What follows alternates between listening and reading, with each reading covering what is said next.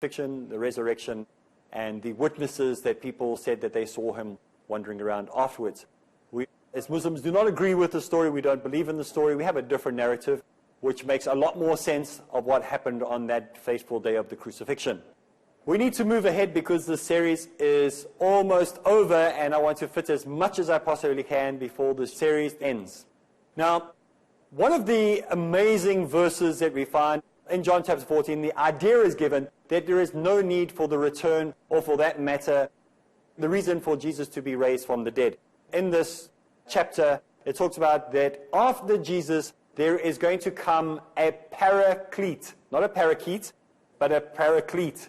And paraclete is a translated word that simply means the comforter, or the advocate, or the helper, or the counselor. It depends what version of the Bible you are reading. The New International Version calls him the counselor. The New World Translation calls him the helper. The Christians understand this word paraclete to mean the Holy Spirit. But the interpretations of this are only the following: comforter, advocate, helper, counselor. No ghost, no spirit. So, if there is a person to come after, a counselor, or an advocate, or a helper, or whoever, then it means that Jesus did not complete his task. And so there is no reason for a bodily resurrection of Jesus himself. He predicts that there's one to come after him. Now, this is a question that is going to be dealt with when we do a series. Maybe it's already on at the moment, where we deal with this on its own. So I'm not going to go into any more details with that. Whether or not this means the Prophet Muhammad ﷺ, or whether it is the Christian's understanding, doesn't matter. Even if you, as a Christian, say it can never have been the Prophet Muhammad ﷺ, that doesn't make any difference, because it still shows an incompletion of the task. The very fact that Jesus says another has to come after him means that he did not complete his mission. Means he failed in his mission. And he is not the final and complete sacrifice that you claim he is, purely from the text stating that another will come, who will lead you into all truth, who will tell you things that you are able to understand or accept now. That's what the text says. So let's move ahead. What about the ascension of Jesus? Is it necessary? Was it a result of him rising from the dead? By him rising from the dead, is it required that he ascend into heaven according to Christian doctrine?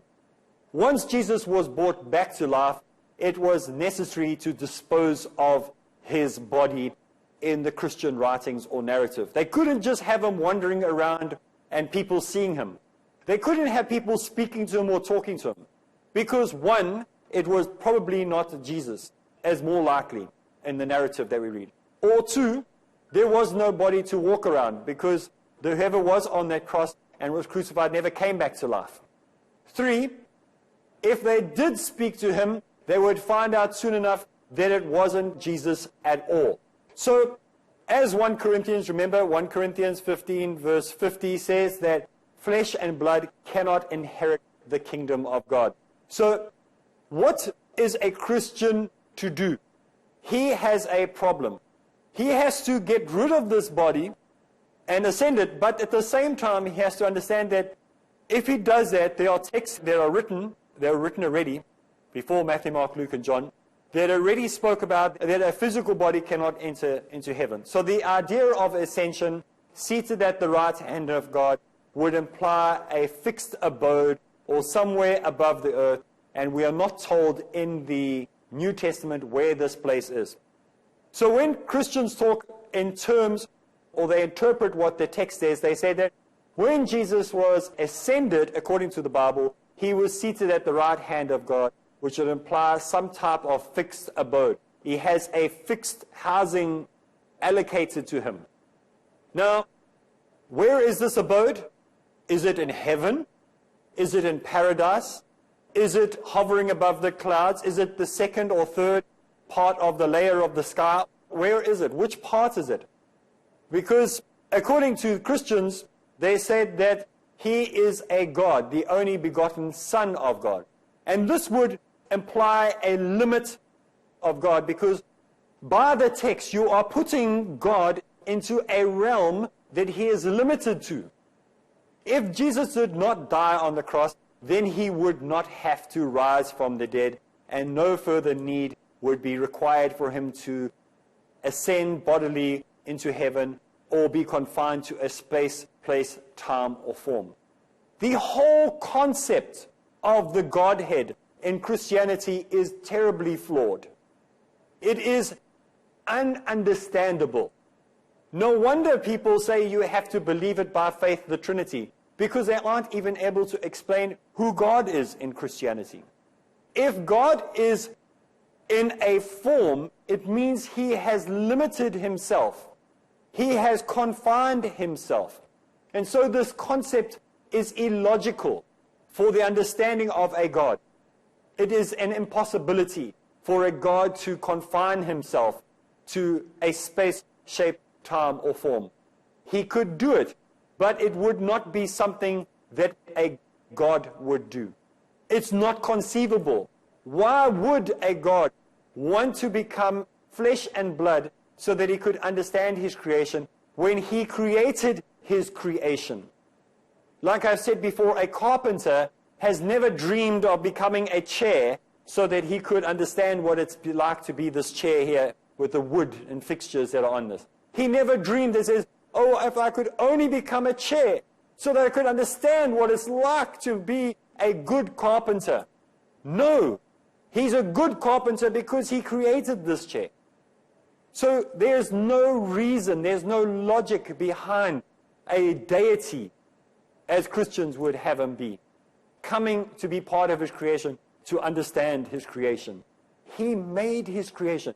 We need to understand God. It's not the other way around. There is no need for God to understand us. He made us. He designed us. Everything that is in us is what God has put there, what Allah the Merciful has created for us. So it is impossible for us to even start to try to put our heads around the idea of a God wanting to become part of his creation. It's just not imaginable and believable. This series we've looked at a number of arguments. We can go on and on and on with our analysis of the arguments that we've looked at.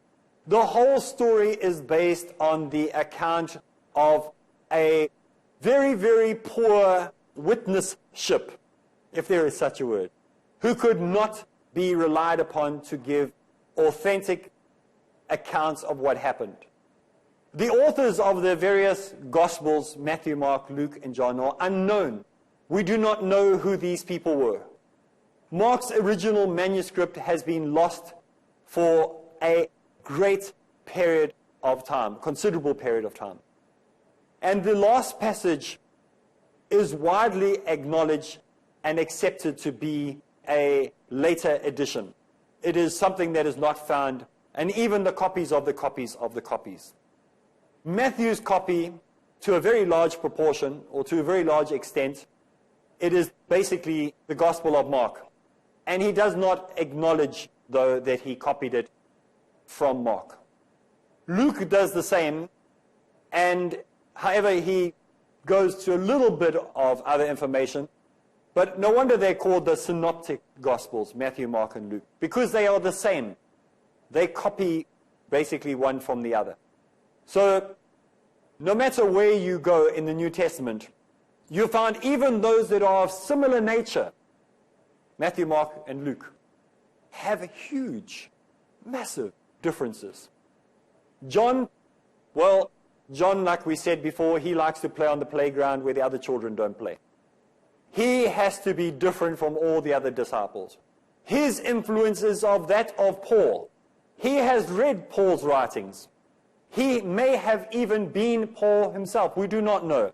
There is no way we can know who wrote John's book, because we don't have the original text that we can analyze. We don't have the Aramaic where we could read, or the original language, whatever it may have been. Some people don't want to admit that it was Aramaic because of the Muslim influence. So they will say it was written in Hebrew, or whatever language. Doesn't matter. Whatever language is written, if it was written in Swahili, we would like to be able to read it so that we can identify what region it was written in, what time period it was written in, what the culture was, because there are certain things that are particular to the way that it was written that we would have been able to identify if we had that original text, the way it was written at that period of time. But we have nothing. And so what we have is just a series of events recorded by personal opinions of the writers, most of which are extreme exaggerations of what actually probably transpired at that time. They are not credible witnesses. We do not know of those people that wrote these books, where they even lived, what towns they came from, what languages they spoke. Were they Christians? Were they believers? Or were they just there as scribes writing down what was dictated to them at that time? Who was the hand behind the books of Matthew, Mark, Luke, and John? We see that in the book of John, he dwells on his own doctrines and the doctrines of Paul. He is different from Matthew, Mark, and Luke. The four Gospels differ on so many essential details. They are all telling stories of what happened. Or maybe we should reverse telling stories to they are storytellers. Mark, if we look at his book, has a very different storytelling technique to Luke or John.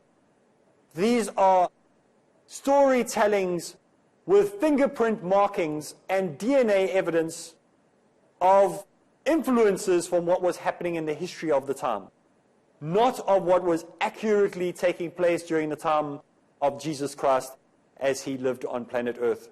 May Allah be pleased with his efforts. We do not see the real story. We do not get introduced to the real personality of the Prophet Isa, peace be upon him. We miss out so much because the narrative is so poor. We need to take a break. When we get back from the break, we'll continue, inshallah.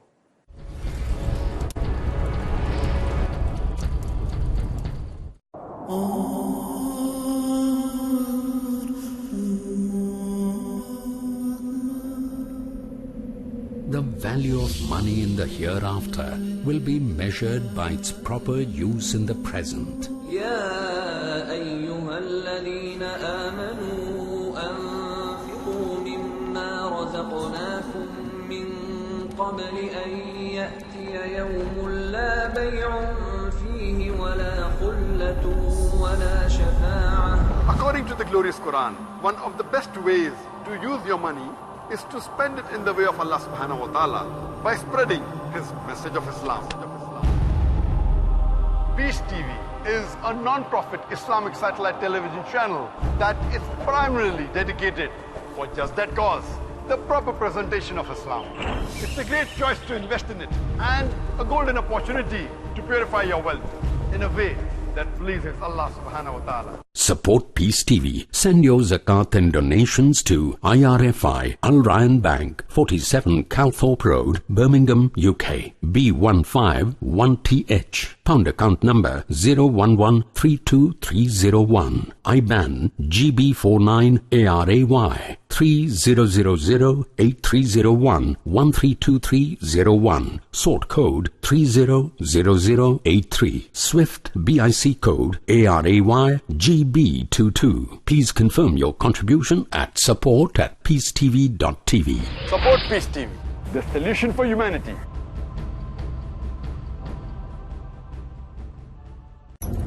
When I reverted to Islam 7 years ago, I was born into a Christian family.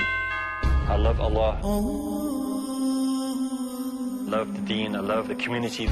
There was no relationship between what the preacher was saying and what was in the Bible. PhD holder in Christian theology to come and teach, but the book that he was using was the writings of Imam Ghazali. Acquired knowledge cannot reach an absolute fact. If you are a Muslim, you have to be equipped first with good knowledge of your deen. My desire is to see the whole world become Muslim.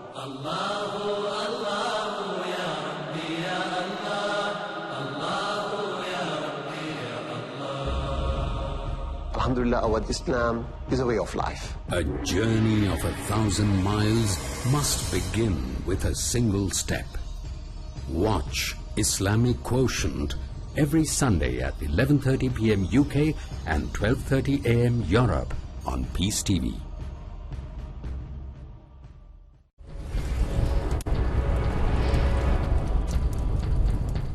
Assalamu alaikum rahmatullahi wa barakatuh, and welcome back. Bismillah ar-Rahman ar-Rahim. We're continuing with our investigation of the cross question, and we are coming to the end of the series. Can you believe it? It's almost over. And we have looked at how we cannot rely and trust the evidence that has been presented to us in Matthew, Mark, Luke, and John. There are telltale markings of the fingerprints of history having been superimposed over the personal likes and dislikes of the writers of these four Gospels. It appears that the rising from the dead was the invention of the disciples who were perhaps worried about what do they do now. Perhaps they were trying to hold on to a little bit of power. Jesus had been taken off planet Earth. He was no longer here, whether you believe the Muslim account or the Christian account. He is not here. So maybe those disciples trying to hold control made up all this nonsense, made up everything to keep control. And this is how we get the story of the post-resurrected Jesus wandering around, talking and speaking and mulling around with human affairs. If you believe the Christian story, there is no requirement for him to rise from the dead anyway. There is no point for a resurrected Jesus.